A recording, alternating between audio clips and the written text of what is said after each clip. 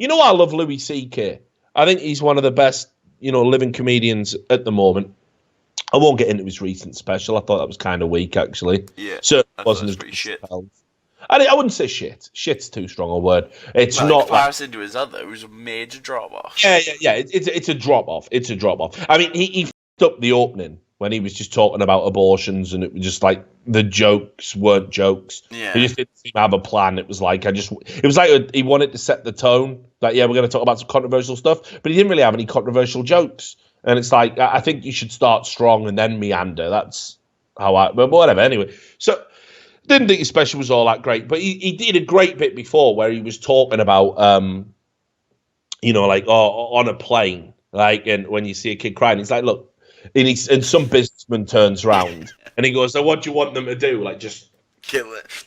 Oh, is this bothering you? There you go. Yeah. And, but here's the thing, like, fuck Louis C.K. I can't agree with him on that. I can't agree with him because I don't see why the fuck your life choices should fucking inconvenience me or annoy me or irritate me. Keep that shit to yourself. Like, I'm not talking about kids. I'm talking about babies. Obviously, when you're kids and you can look, here's an iPad, watch the fucking Lion King, shut the fuck up. That's all fine, right? That's fine. Bring your kids. And sometimes kids will cry or be obnoxious, but whatever. But a baby, it's just no one's having a good time on that flight. And we've all been there. We've all looked and gone, oh, no, I'm 2 seats ahead of the baby. Fuck yeah. This is it. I'm stuck listening to that. So I fucking hate babies on a plane. But I can only think of one thing that'd be worse. And that is a giant dog barking and raging at everyone the entire time. I'd be so chimped, mate. He'd get a right hook, like. Yeah, mate. If that dog comes at me, I'm straight punting that motherfucker, mate. But listen, if I'm stuck in a tin can in the sky with an aggressive beast, and it's me or him, he's dying today, mate. Yeah, it's just what's he called? Clifford, right? Clifford the big red dog is just getting a fucking right hook. Like, I just can't do it. Bang! Go to sleep, like, fuck off. Like, I've had enough. Like, it's a plane. It's a plane. I shouldn't be getting chased by a dog on a fucking plane. Do you know what I mean? There's going to be a postman coming on. Can I get a fucking break? It's mental. Emotional support dogs. Grow up. Grow the fuck up and deal with your emotions. Now check this door. Check down here. Check down here. Go to the comments on this, right? I'm with Nick, by the way. Nick, emotional support animals provide a very needed. Stop right there. If you need an emotional support animal to fly, you shouldn't be able to fly. I like the cut of your jib, Nick. Basically, we have to ban all emotional support animals and only allow trained and certified dogs for the blind. Don't have a problem with dogs for the blind, by the way. Even if it was a giant dog that was barking all the time, you're fucking blind. You got to have it. Fair enough. No allergy dogs, no emotional support dogs, no PTSD dogs. Right? But then there's someone down there making an argument going, what about people who've been in the war? And I know people who've come back from the military and their emotional support dog. Come on. There's no way. There's no fucking way someone from the military is going to argue that they need a dog to lick their hand while they're in a plane. Yeah, there must be something else to support you for, a few hours. Get some music or a film or something to distract yourself with. Does it have to be a dog? Yeah, but this, right, just look at this. This is a fake comment. There's no way this is real. I'm calling this didn't happen. James E. I have PTSD and I use an emotional support dog. It helps me tremendously. But thank you for allowing me to fight for your right to post this comment. I mean, that's not what you're doing in Iraq and Afghanistan and all those other. You're definitely not fighting for the right for people to post comments on websites, are you? Yeah. Lucky those Take that, dictators were Taliban. just about to take away Reddit from us and everything. Yeah, exactly. Take that, Taliban. Right, we've got the comment section back in the Huffington Post now. Good job, everyone. Good job. Right, typical of what us veterans deal with on a daily basis. Said no veteran ever, by the way. What is needed is a much more detailed left and right lateral limit to what an emotional support dog is and what authorises a patient to have one. The people that abuse this are the ones that are truly hurting us veterans who realise, why is it all about veterans? You can get PTSD. You don't have to go to fucking war to get PTSD. And don't get me wrong, I'm not saying you get it off like Twitter arguments or whatever, like some of these fucking idiots. But come on, there's no way. So fuck emotional support animals straight up. Are you with me on this then? Yeah. You're definitely agreeing. The thing is, though, right? Do you know what was weird? The tortoise seems more reasonable. Like, if you're paying for the extra seat and you're going to bring an animal that isn't going to fuck with my life, I'm probably not asked. Like, yeah, a I don't tortoise think ain't I'd going to do much. Like, yeah, exactly. I don't think I'd mind sitting next to a tortoise, honestly. Yeah, if he strokes a little head, tortoise seems alright. You wouldn't, you know what I mean? What's the tortoise going to do if he gets chimped? He's just going to go in a shell, isn't he? Well, I mean, it depends. Like, didn't give you a nasty nip, like. Well, he'd be getting a fucking right hook in that shell, then, wouldn't he, mate? I'll be jamming forks in there. Fucking take this, Cooper. So yeah, so emotional. I didn't even know they were a thing, and I just despair for fucking. Honestly, I just despair for all of us. Like, at what point was that signed off on as well? Where airlines were like, "Yeah, that's going to be it. Here you go, lady. You and your giant dog can have an entire row yourself because you get a little bit scared of having a plane. Why can't you just have a fucking Valium and a drink like every other?" Yeah, exactly. You know, just nobody likes it. Nobody likes flying because we all know that it's not that a plane crash is likely. It's just that if it happened, it's got to be one of the shittest ways to go out, right? Because there's just no possible salvation, is it? It's not even that, and mate. You have no control. Right, just imagine, all right, being stuck. This is Kevin speaking. We're going down. Brace yourself for an emergency landing. And the plane's jostling. You can see bits flying off outside, air swirling around. Right, people are screaming. They think they're dead because they are dead. But it's gonna take you minutes to hit the ground. You know, you sat in a fucking room, basically, full of total strangers, all of them hysterical, knowing they're going to die. You don't even get a bit of private dignity. I'd definitely jump out the plane if it was going down, but how are you doing that?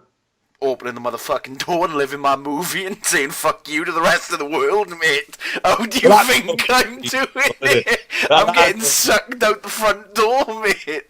Yeah.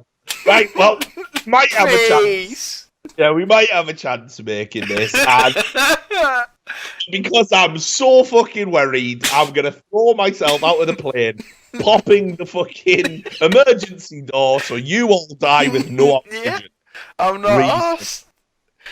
Why I'll be searching for something I can form into a parachute and taking my 1 in a million chance out the door, mate. What's better odds? I don't know. Rip through the suitcase, look for a big blanket. Who knows, mate? I'm diving. I'm taking my odds. Cartoons did you watch? I don't care, mate. Sitting in the plane is certain death. If you jump out with a big blanket, I reckon a solid 1 in a million. You live. It's not fucking Wile E. Coyote. Who knows, mate? Just like 40,000 feet. We're sliding in our scarf. Wee. Yeah, don't worry, guys. I've got someone packed the sheets. Gliding down with an umbrella, mate. Street Mary Poppins on these bitches. Yeah. You think as well you're going to be able to hold on to that? Yeah, 4,000 miles an hour. It's fucking state of water. That won't shatter every bone in my body on impact. For the trash cans, I saw this in a Buster Keaton film.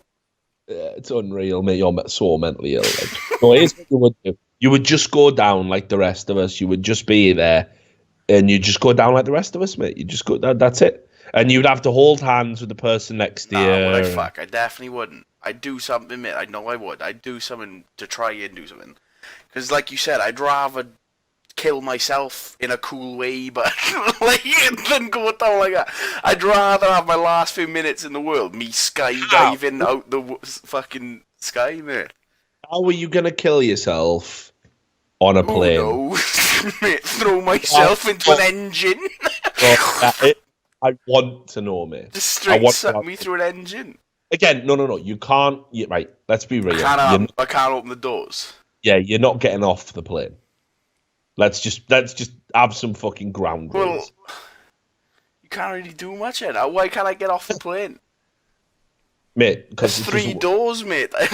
You only got to open them, boy. Mate, they don't just open. Can you imagine how dangerous flight would be if any old arsehole could just walk up to a door and open that? Yeah, but if we're going down, isn't that about the right time to open the doors? Like, if it's any time to open them.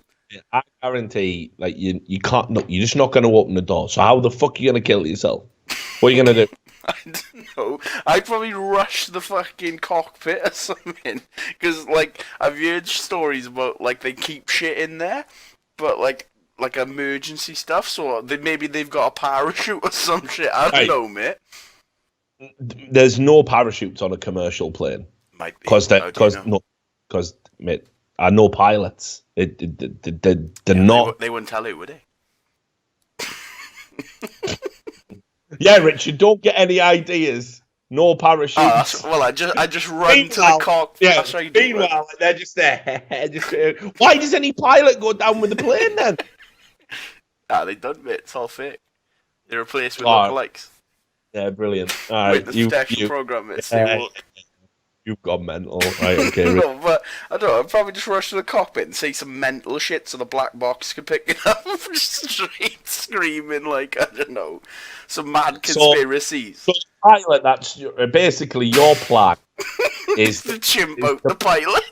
It's to massively inconvenience the pilot who's trying to save everyone's life.